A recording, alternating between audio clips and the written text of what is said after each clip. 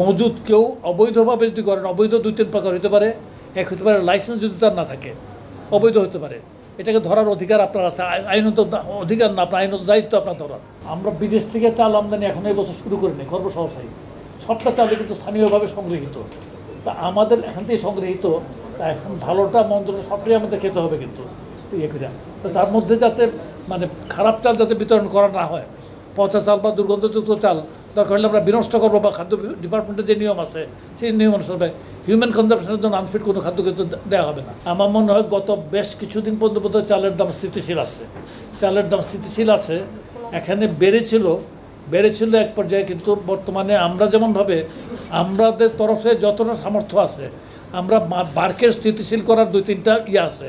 প্রথম নাম্বার, আমরা খাদ্য বান্ধব কর্মসূচি যেটা হয়, এটাতে 55 লক্ষ লোককে মাসে 30 কেজি করে চাল দেওয়া হয়। আগে দেওয়া হতো 50 লাখ লোককে, আমরা এটা বাড়িয়ে, এই সরকার এটা বাড়িয়ে 55 লাখ করেছে। আগে দেওয়া হতো বছরে 5 মাস, এবার এটা করা হচ্ছে 6 মাস। এবার আগে শুরু করা হতো এটা সেপ্টেম্বর মাস থেকে, এবার শুরু করা হচ্ছে এটা আগস্ট মাস থেকে। এটার উদ্দেশ্যটা হচ্ছে যাতে এই লোকগুলি তো আর বাজারে চালটা কিনতে যাবে না।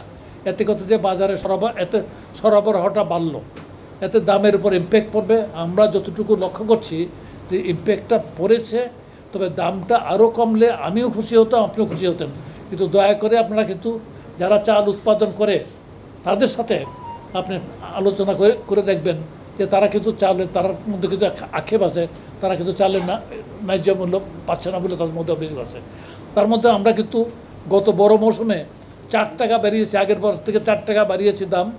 এমন মৌসুম সামনে আছে, আমরা সংগ্রহ অভিযান করার জন্য, কৃষককে প্রপার ইনসেন্টিভ দেওয়ার জন্য, কৃষককে ইনসেন্টিভ দেওয়ার ব্যাপারে নিশ্চয়ই আপনারা কেউ ভিন্ন মত পোষণ করবেন না, একমত হবেন। সেখানেও যাতে আমরা এমনভাবেই করা যায়, তার জন্য কৃষি মন্ত্রণালয়ের সাথে আমাদের যোগাযোগ আছে। ওই ফুড প্ল্যানিং মনিটরিং কমিটিতে কৃষি মন্ত্রণালয়ের কৃষি উপদেষ্টাও থাকেন, কৃষি সচিবও থাকেন, তাদের মতামত নিয়ে এটা করা হয়। খাদ্য অধিদপ্তর যারা আছেন, অফিসার আছেন, মজুদ কেউ অবৈধভাবে যদি করেন, অবৈধ দুই তিন প্রকার হতে পারে। এক হতে পারে লাইসেন্স যদি তার না থাকে, অবৈধ হতে পারে।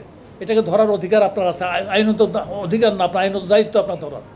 2 নাম্বার হচ্ছে তার কতটুকু মজুত করবে তার একটা ক্ষমতা আছে, কতদিন রাখবে তার একটা নির্ধারণ করা আছে। এর বাইরে যদি সেটা ধরো আপনার দায়িত্ব। এখানে আমি কিন্তু সকলের উপস্থিতি আমি বলে গেলাম, এই জাতীয় কোনো খবর তরফ থেকে যদি সুনির্দিষ্ট খবর পান, সেই ক্ষেত্রে আপনাকে প্রশাসন সর্বাত্মক সহযোগিতা দেবে, সেটাকে ধরা হোক। এইভাবে নওগাঁতে কয়েকটা ধরা হয়েছিল, ধরার পরে এটা কিছুটা কমেছে। তো এখানে যদি এই ধরনের খবর পান, এটা করতে হবে।